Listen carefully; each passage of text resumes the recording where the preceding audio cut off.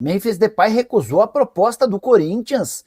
Vídeo de hoje do canal do Nicola esclarece o tema. Já o Corinthians trabalha na observação de 3 atletas em especial. E aí, torcedor, tô trazendo aqui um corte atualizado cheio de notícias.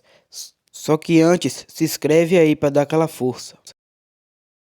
Ativar as notificações, e Fernando Diniz está de olho em um trio do próprio Corinthians em busca de soluções para o time principal.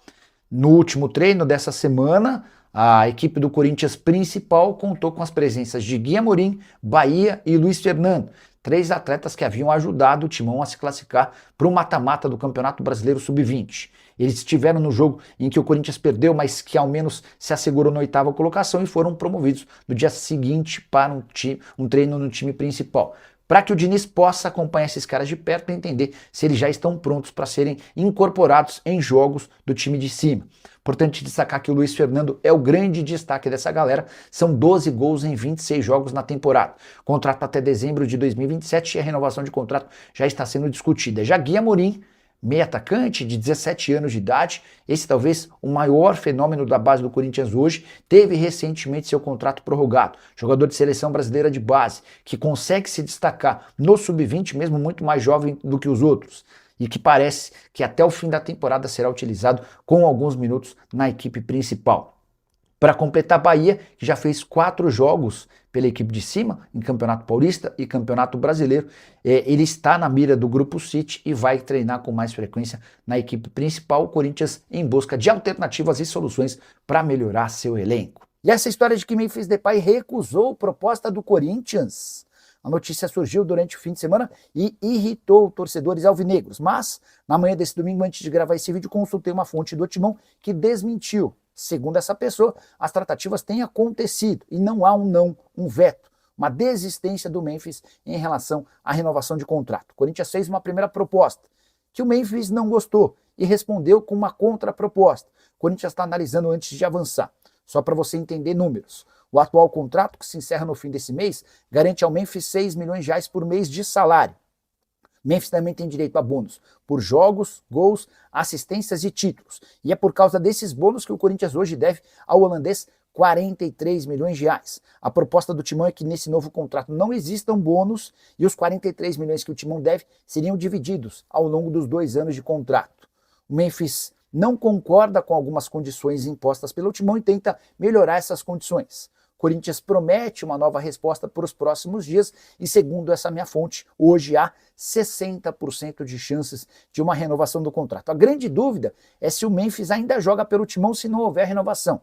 Apesar de seu contrato se encerrar em 31 de julho e o Corinthians ter 3 partidas para disputar nesse período, contra o Remo no dia 23, contra o Bahia no dia 26 e contra o Atlético Paranaense no dia 30, não há uma definição sobre o fim das férias do Memphis. Ele foi eliminado com a seleção holandesa da Copa e partiu para um período de férias. Nem Memphis nem Corinthians chegaram a uma conclusão de qual a data para ele se apresentar. Fiquei com a impressão até de que, se não houver renovação de contrato, talvez o Memphis nem reapareça. Embora, repito, a impressão que se tem no departamento de futebol é de que pode sim haver essa renovação de contrato, mesmo com cifras muito inferiores. E você, o que pensa sobre Memphis Depay e Corinthians? Qual seria o modelo e a proposta ideal para que essa renovação acontecesse? Já uso o espaço para comentário, para opinar, só não esquece de deixar o like, se inscrever no canal. Hora de falar sobre o primeiro jogo definido das quartas de final da Copa do Mundo. Na próxima quinta-feira, às 1h30 da tarde, teremos França e Marrocos, as 2 seleções que venceram seus jogos nesse sábado.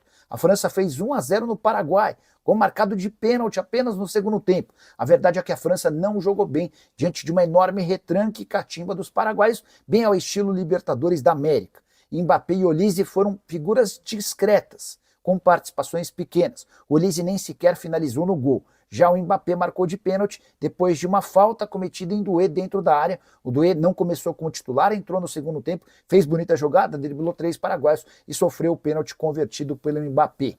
Importante registrar que, se a França não melhorar, talvez não tenha vida tão longa quanto eu imaginava. Já Marrocos está classificado para as quartas de final depois de bater o Canadá por 3-0, mas quero te antecipar que o resultado foi enganoso.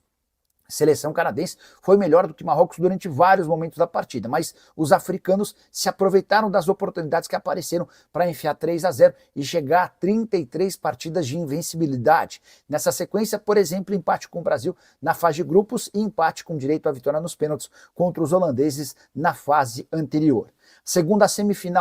A segunda quartas de final será conhecida nesse domingo, com o jogo do Brasil contra a Noruega, de quem falo daqui a pouquinho, além de México e Inglaterra, partida que marca a despedida do México da Copa, pelo menos como anfitrião.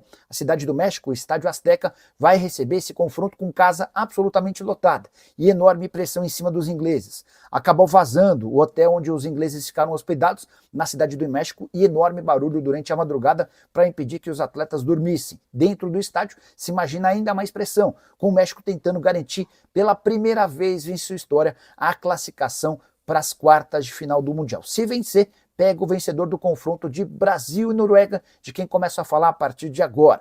O Brasil enfrenta a Noruega às 5 da tarde desse domingo, no MetLife Stadium, em New Jersey, tentando quebrar 2 tabus. O primeiro deles, nunca venceu a Noruega. A Noruega é a única seleção entre aquelas que disputam o Mundial com frequência, que nunca perdeu para o Brasil. Foram 4 duelos, com 2 empates e 2 vitórias dos noruegueses. O Brasil também não vence uma partida de mata-mata contra europeus desde 2002. Na oportunidade, vitória contra a Alemanha na final do Mundial, que valeu mais um título brasileiro.